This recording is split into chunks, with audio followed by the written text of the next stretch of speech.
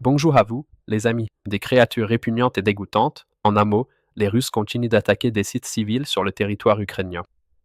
Aujourd'hui, aussi bien la nuit que le jour, ils ont attaqué Kharkiv à l'aide de drones.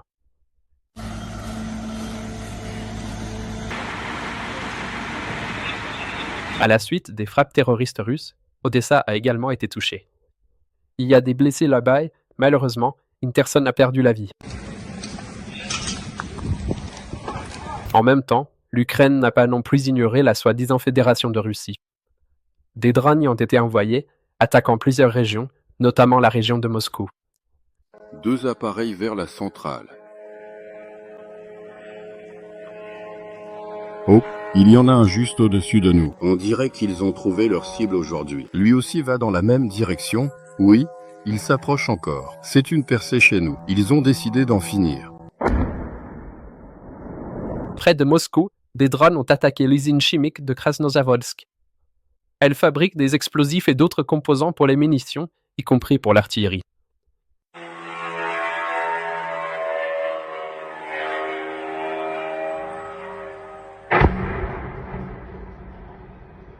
Des drones ont également attaqué une base aérienne militaire dans la région de Lipetsk.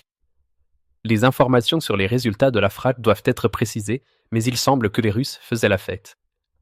La nuit du jugement, la nuit du jugement, la nuit du jugement, la nuit du jugement.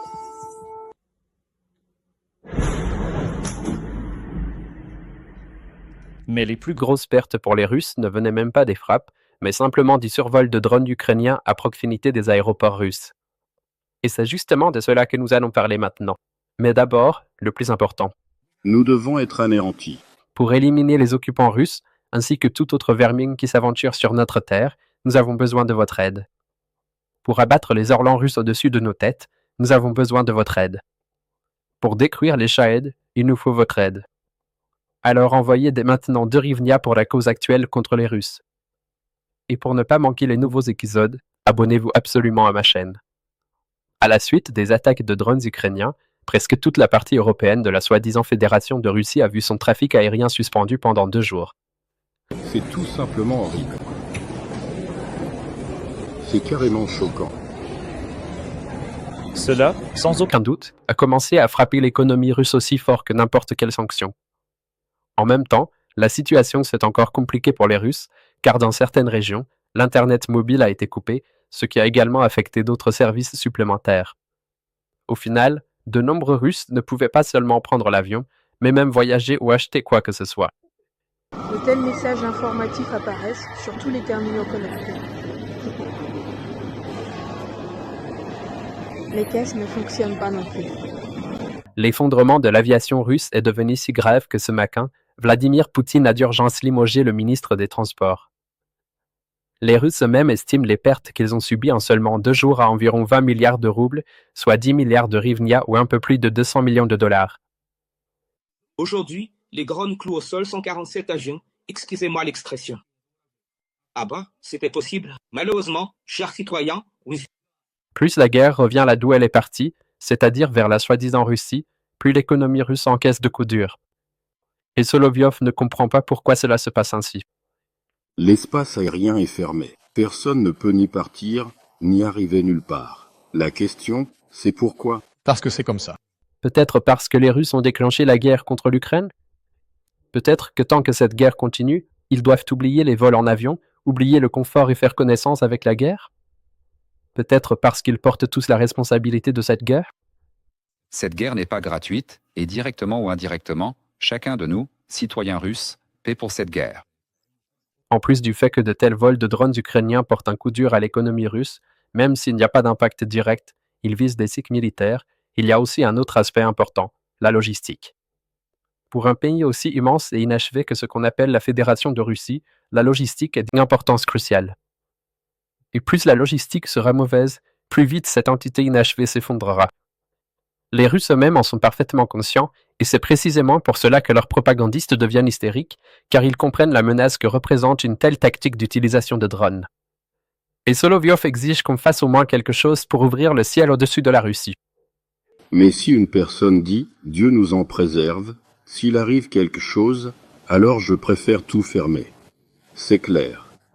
Et ce qui arrivera aux citoyens, ça n'intéresse personne. Quelle excellente idée. J'espère qu'ils écouteront Solovyov, car dans ce cas, les Russes commenceront à tuer encore plus de Russes. Parce que si, en même temps, des drones et l'aviation civile volent, la défense antiaérienne russe commencera à abattre aussi l'aviation civile, comme l'ont déjà fait les hommes de Kadyrov. Notre défense antiaérienne réagira rapidement à toute menace aérienne. En même temps, les Russes ne peuvent pas nous répondre de manière symétrique, car, de toute façon, l'aviation civile ne fonctionne plus chez nous depuis le début de l'invasion à grande échelle. Mais ce jeu peut se jouer à deux. Disons que les désagréments deviennent de plus en plus nombreux et de plus en plus de citoyens de la Fédération de Russie vont ressentir l'opération militaire spéciale sur leur propre peau. Les Russes vont continuer à ressentir de plus en plus de positifs grâce à la soi-disant opération militaire spéciale. Quand les drones arrivent jusqu'à eux, se dit positif. Quand l'aviation ne fonctionne pas, se dit positif. Tout comme Lavrov l'a dit. Vous savez, l'opération militaire spéciale a déjà eu depuis longtemps un effet très positif sur notre vie intérieure. Les Russes peuvent-ils lutter efficacement contre cette tactique ukrainienne? La réponse, non, ils n'en sont pas capables, parce que l'Ukraine commence à produire de plus en plus de drones, parce que les moyens de défense anti-aérienne ne suffisent pas et parce que les drones ukrainiens vont beaucoup trop loin. Donc, tant que la guerre continue, de telles attaques continueront aussi. Et on ne peut y mettre fin qu'en mettant fin au conflit. Il n'y a aucun moyen, tant que le conflit dure, de mettre un terme à ces frappes. Ce moyen n'existe pas. Les Russes ne veulent pas arrêter ni même suspendre la guerre, et c'est pourquoi ils devront en payer le prix fort, bien plus cher qu'ils ne peuvent l'imaginer. Je dois aussi vous parler d'une autre nouvelle menace russe. Il s'agit du drone Gerbera. La Gerbera était auparavant utilisée exclusivement comme à l'heure du Shahed et était lancée en même temps que les Shahed afin de surcharger notre défense antiaérienne. Mais les Russes ne restaient pas les bras croisés. Les occupants ont commencé à utiliser la Gerbera également en version offensive. Récemment, dans la région de Donetsk, l'un de ces engins a frappé un immeuble résidentiel.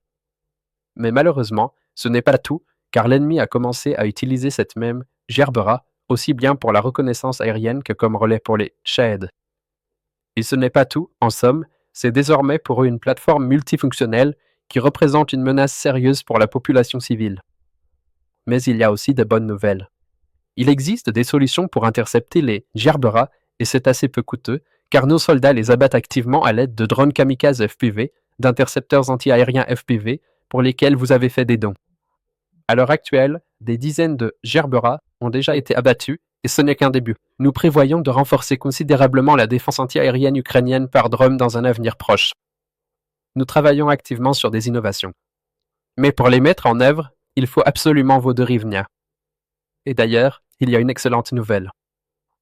À votre demande, il est désormais possible de configurer un abonnement quotidien à partir de 10 hryvnia sur Monobaza.